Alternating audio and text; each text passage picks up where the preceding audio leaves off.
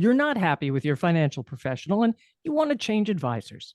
This episode is for you as John Iannucci tackles the worst mistakes investors make when changing advisors. I love that title, John.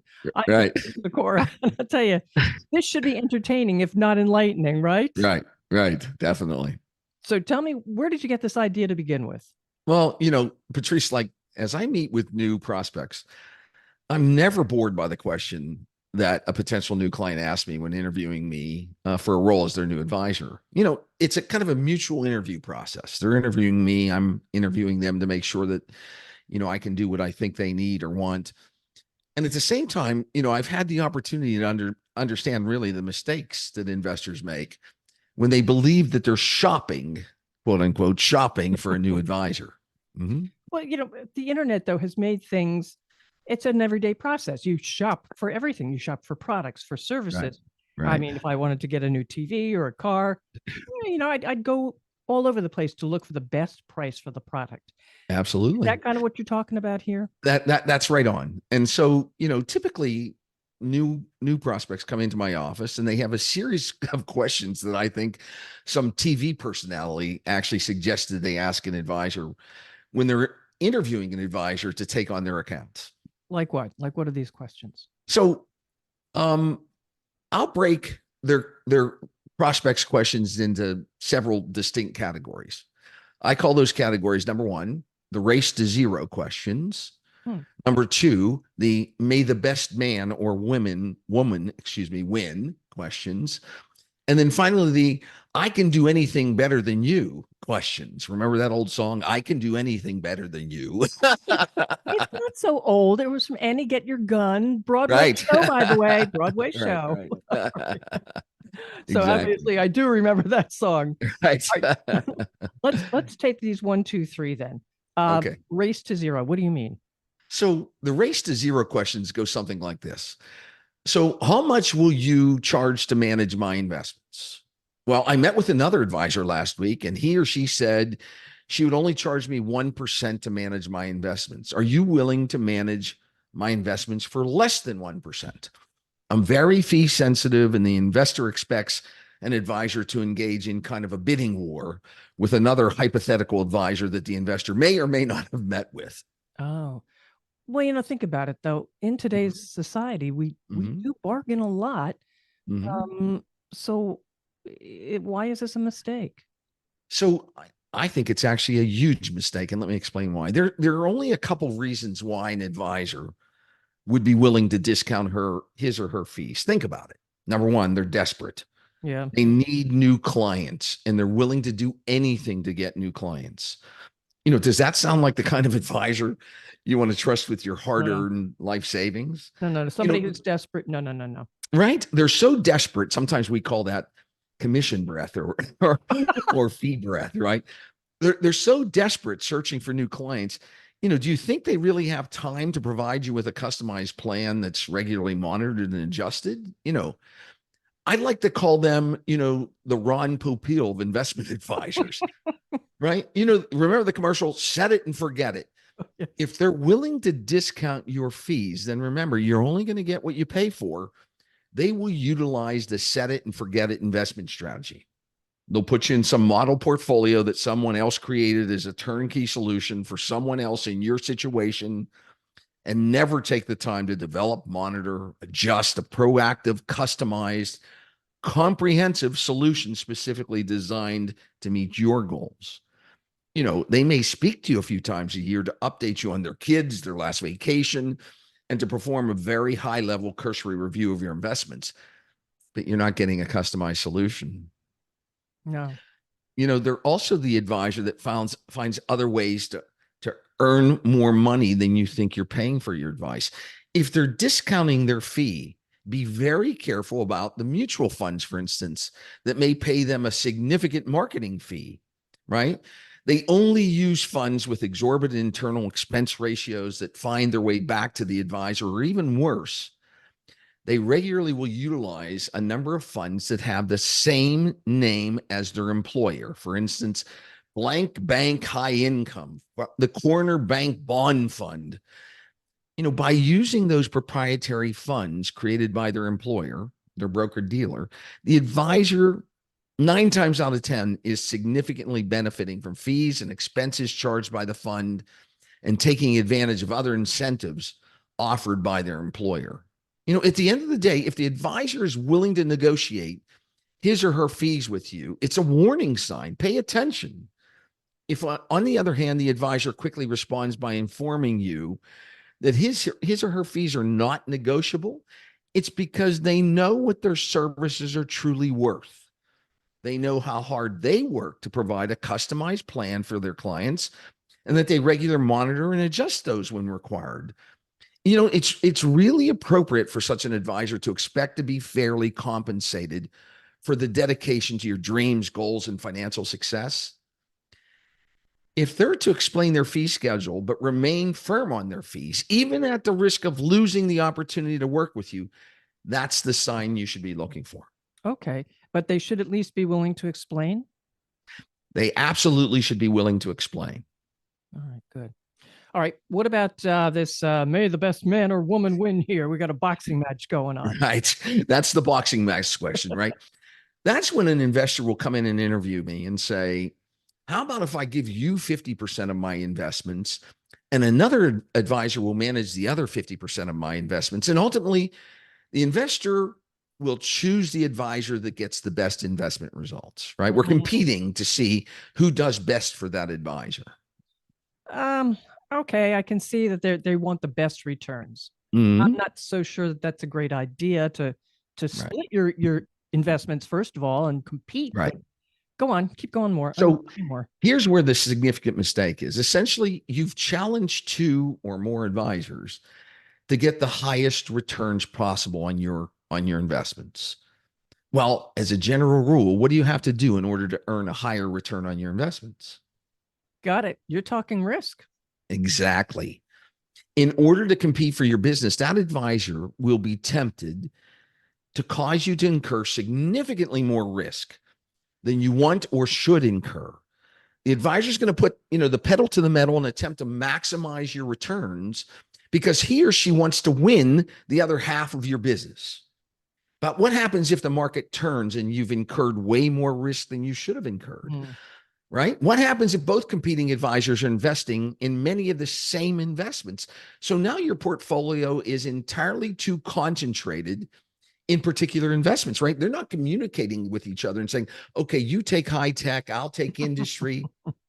You're both of those advisors are using the same very risky investments.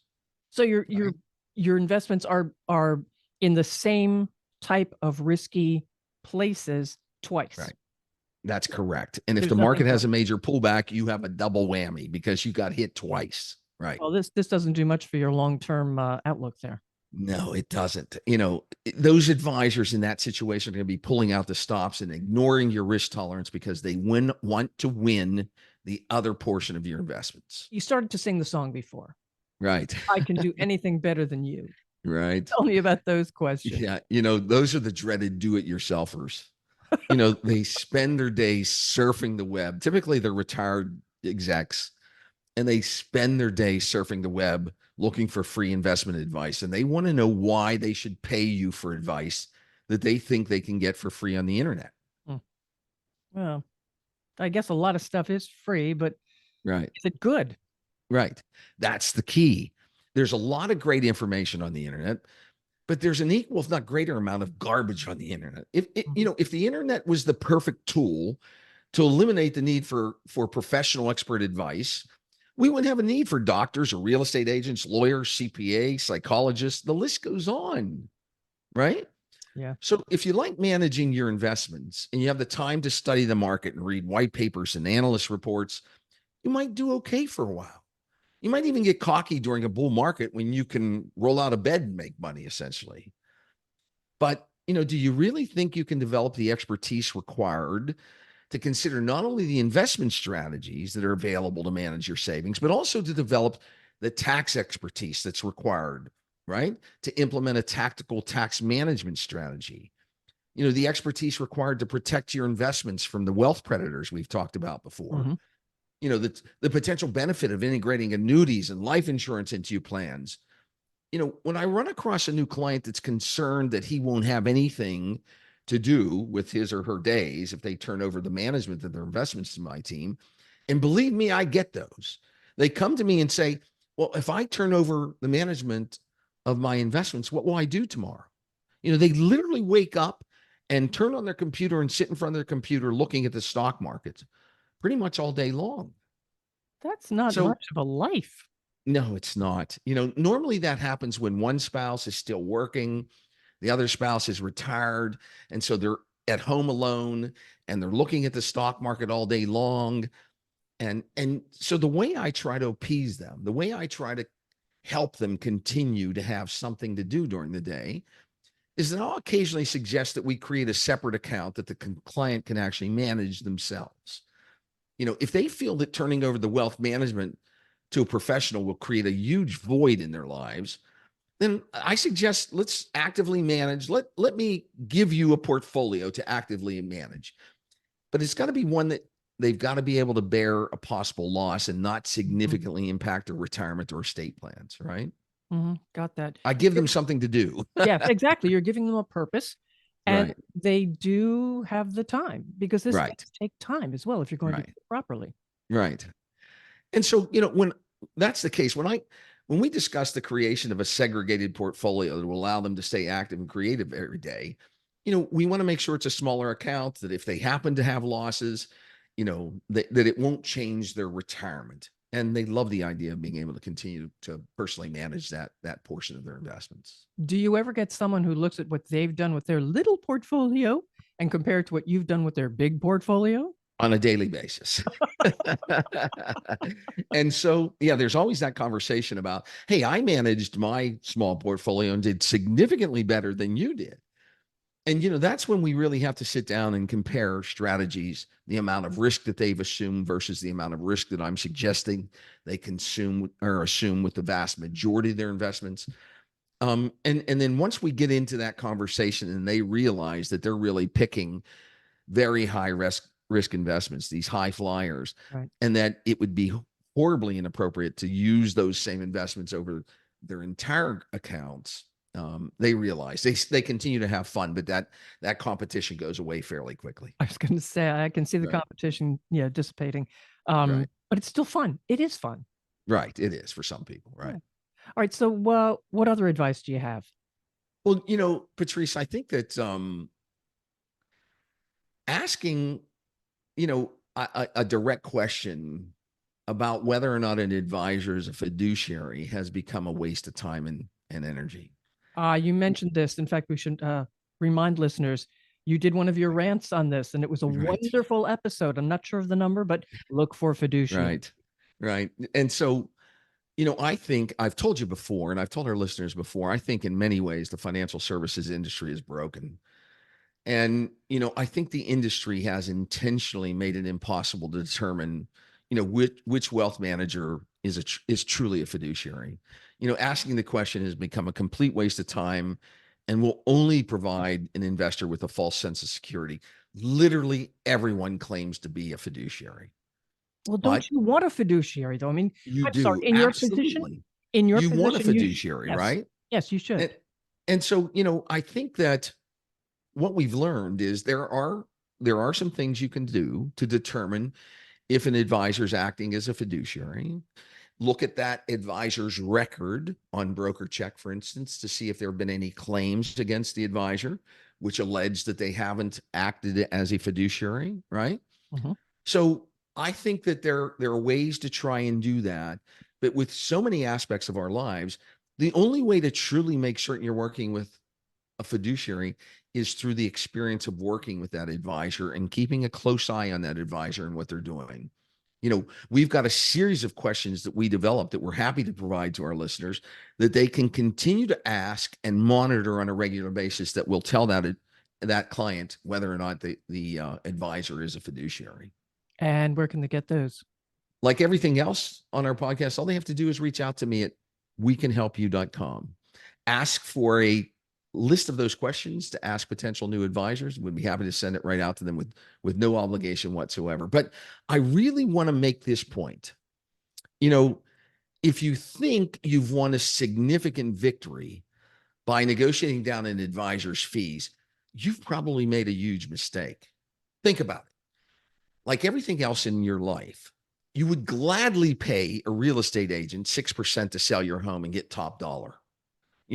A great agent really works hard to earn that commission. They're incentivized, in fact, by the fact that they earn more if they get more for your home, right? Mm-hmm. You learn that if you need open heart surgery to save your life, do you interview cardiac surgeons to determine which doctor will discount his or her fee? I don't think so. No. Do you ask your primary care physician if they can do the open heart surgery at less cost? No, of course you don't, right?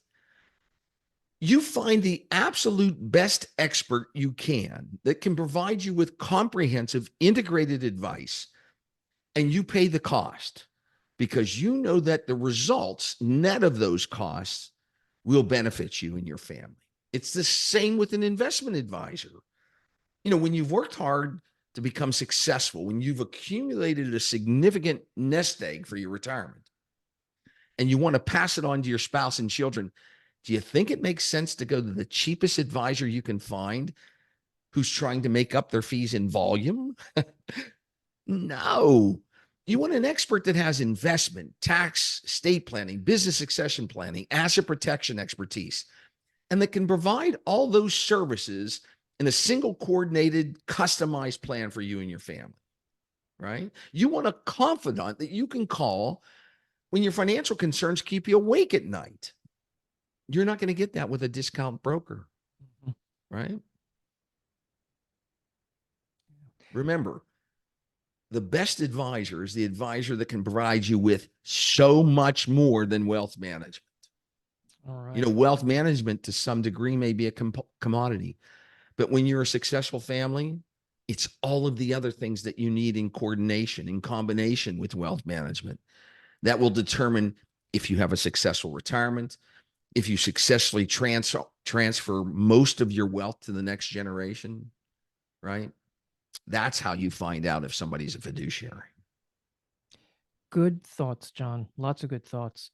You mentioned it before, but how can listeners get in touch with you? Because they may need to know more about these questions. Absolutely. And we're happy to provide them with that list of questions for potential new advisors.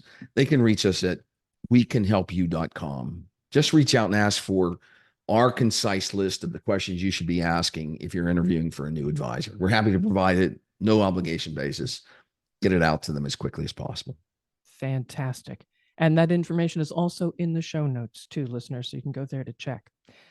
Once again, thank you for following this podcast. You will not miss any episodes when you do that.